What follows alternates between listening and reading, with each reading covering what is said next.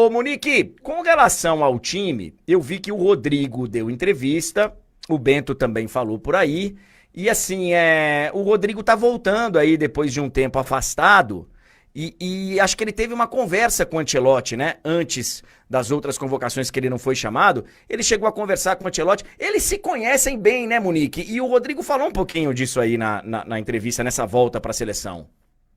Ele já tinha tido uma conversa com o Ancelotti antes da data FIFA de setembro, né? Onde o Ancelotti tinha explicado que queria usar a data FIFA de setembro para fazer alguns testes e que a tendência era que a partir de outubro, estando tudo bem, ele ganhando minutos, estando bem fisicamente, que a tendência era ele voltar.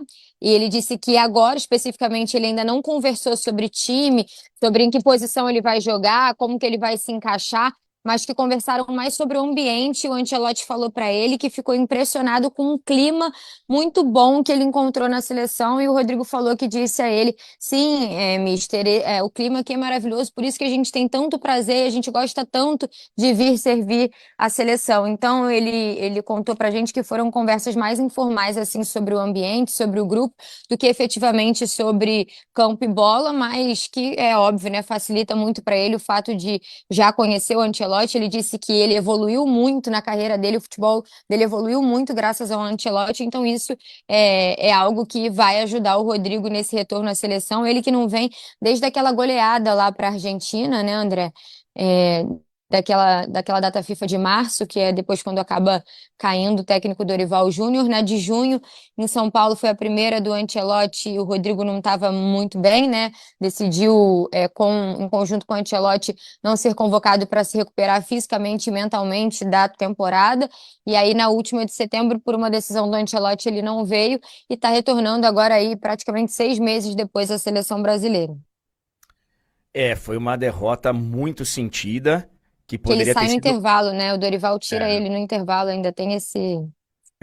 e poderia ter sido demais ainda aquela derrota que a gente sofreu para a Argentina, que caiu o Dorival. Ô Monique, a gente tem uma declaração aqui do Rodrigo. Vamos soltar, Piero, pra gente ver o que ele falou? Faz favor. Porque é a primeira convocação que eu tô vindo com ele, mas sem dúvidas, você acho que quando a gente está dentro do campo ali, você olha para fora e tem o Ancelotti te conduzindo, isso passa um peso diferente. Acho que até para os adversários também, a gente vai jogar contra o Brasil, que o treinador é o Ancelotti, então o pessoal respeita um pouco mais, isso passa uma credibilidade assim maior. E claro, eu vou sempre rasgar elogios para ele, porque é um cara que sempre me ajudou muito, que me fez crescer, e ter um treinador desse fora do campo ali te conduzindo é sem palavras. Assim, eu até concordo que o nome do Ancelotti traga, né, mais respeito e coloque a seleção brasileira, de repente, com olhos diferenciados do mundo do futebol. Mas faz tempo que a seleção brasileira deixou de ser aquele negócio que, vamos enfrentar o Brasil, ai meu Deus do céu, o Brasil, cada vez o respeito vai diminuindo, ainda tem aquele negócio da camisa da seleção, claro que tem, mas cada vez diminui mais, é só ver o nosso histórico recente. Monique, ainda tem alguns jogadores que não se apresentaram, né? Isso, hoje tinham 21 jogadores no campo. O João Gomes também tinha chegado, mas ele chegou na hora do treino, então eram 22 aqui. Ainda faltavam Caio Henrique, o Paulo Henrique, que vem do Brasil, chega amanhã, o Bruno Guimarães e o Joelinton, que chegariam hoje à tarde. Aí é que mora o problema. Os dois tiveram um problema, eu diria assim, em comum. O Bruno e o Joelinton estavam voando de Amsterdã para Seul, e no meio do caminho, uma janela do avião estava quebrada e o voo teve que voltar para a Holanda. Então, eles não chegaram hoje e a CBF está fazendo toda uma logística para tentar que o Bruno chegue amanhã a tempo do treinamento, para que ele possa fazer dois treinos, porque ele é titular da seleção brasileira. Isso aí não é uma dúvida para ninguém dos times que o Ancelotti vem montando. E o Joelinton vai pegar o mesmo voo que já pegaria antes e vai chegar amanhã, provavelmente na parte da tarde. Só vai ter um treino antes do jogo contra a Coreia. E o Bruno ainda não temos a confirmação, porque a CBF está tentando fazer essa logística aí, levar ele de Amsterdã para um outro lugar para ele voar para cá. Mas assim, é uma coisa atípica, né? Uma janela de um avião quebrado. Eles ficaram 12 horas dentro do voo. sem chegar em lugar nenhum, né? Porque eles estavam indo, teve esse incidente, eles voltaram e não chegaram, então são jogadores ainda aí que não se apresentaram. O Ancelotti tem um grupo de 21 nesse momento, amanhã vai ter mais gente no treino, mas ainda sem a confirmação se o Bruno estará aqui, o Joelinton provavelmente não estará. Caraca, essa aí realmente. Daqui a pouco eu conto a história de alguns atrasos de voo aí. Essa história, quando acontece, realmente é muito delicada e foge, né, do controle. Não tem como, não tem como. Monique, o Brasil chegou a jogar com o Ancelotti num 4-3-3 e chegou a jogar num 4-2-4 com uma formação bem ofensiva. Ainda não dá pra gente imaginar como é que vai ser nesses amistosos, né? Ele não fez nada de nem perto assim de esboçar time no treino de hoje. A gente só viu 15 minutos, mas pelo que eu tenho de informação, ele não fez nada de esboçar time. Ele tem aí alguns jogadores voltando, né? Provavelmente vai mexer na defesa, porque tem o Militão de volta, não tem o Marquinhos. Perdeu os dois laterais direitos que ele tinha convocado. Imagino que o Vitinho comece como titular, até porque o Paulo Henrique vai chegar bem mais em cima. Aí tem uma questão aí na lateral esquerda que eu apostaria no Douglas Santos, porque foi muito bem na partida contra o Chile, quando foi testado na data FIFA passada. A dupla de volantes Casimiro e Bruno Guimarães acho que também não muda, mas aí do meio para frente fica essa dúvida, né? Se ele vai usar o Paquetá ali no meio, se ele pode usar o Rodrigo numa função mais de criação ou o Estevão por dentro. Ele gostou muito do Luiz Henrique, agora ele não tem o Rafinha, mas ele tem o Vinícius. Aí pode testar o Richarlison na frente de novo, mas tem o Igor Jesus que ainda não foi testado. Então fica a grande dúvida ali do que ele vai fazer do meio para frente. Martinelli é um cara que vinha sendo titular com o Ancelotti também, que ele gosta bastante. Acho que essa é a grande questão. A defesa é mais fácil da gente imaginar o que vai vir. O Bento falou hoje também que ele deve ser o titular contra a Coreia, já que ia ser Ederson e Hugo, e o Ederson foi cortado. Mas do meio para frente realmente ainda é uma incógnita. A gente vai precisar esperar ele começar a esboçar time para a gente entender, né, se vai ser um Brasil com mais controle no meio-campo ou se vai ser um Brasil mais criativo, que vai mais para cima. Agora ele tem algumas peças diferentes, especialmente diferentes da última data FIFA. Vamos ver como é que ele vai montar esse time, né?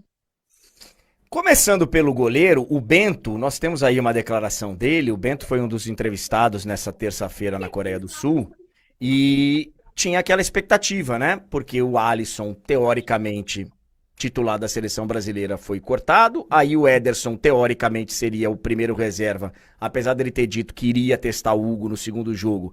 O Ederson também é cortado. E aí o Bento parece que já foi avisado que... Coloca aí pra gente, ô Piero, por favor.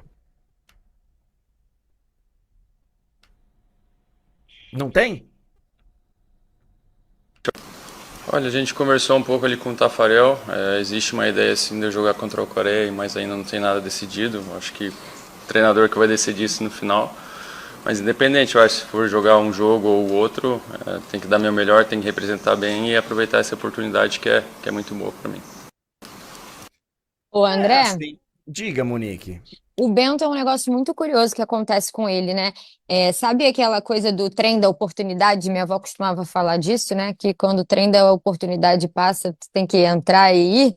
É, o Bento, quando era o Dorival o técnico, naquela data FIFA da Europa, o Ederson teve problema, o Alisson também, ele acabou sendo titular em jogos contra a Inglaterra e contra a Espanha, né? Foi ali que eu acho que ele teve o grande destaque dele, e depois de lá para cá ele vem se mantendo em todas as convocações, até porque ele é um jogador que não se machuca, muito regular.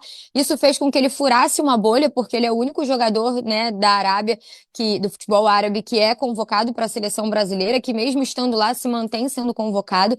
Aí tem aquele episódio em que o Alisson acaba sofrendo, né, aquele protocolo de concussão. E aí o Bento tem a chance de jogar o segundo jogo, acabou sendo inesperado ali. E agora, novamente, ele já vinha para essa data FIFA sabendo que ele não iria jogar, porque o Ancelotti já tinha dito que ia ser Ederson e Hugo. E aí acontece o que aconteceu com o Ederson, já não tendo o Alisson, e cai aí no colo do Bento mais uma vez a oportunidade. Então, né, são os sinais, quem gosta de se apegar a essas coisas, né? Essa trajetória do Bento é cheia de oportunidades que vão aparecendo assim que ele está tentando agarrar, né? Existe alguma razão que vocês tenham ficado sabendo aí do Hugo ser utilizado no segundo jogo e não no primeiro, porque desde sempre já tinha avisado que ele ia jogar o segundo jogo contra o Japão.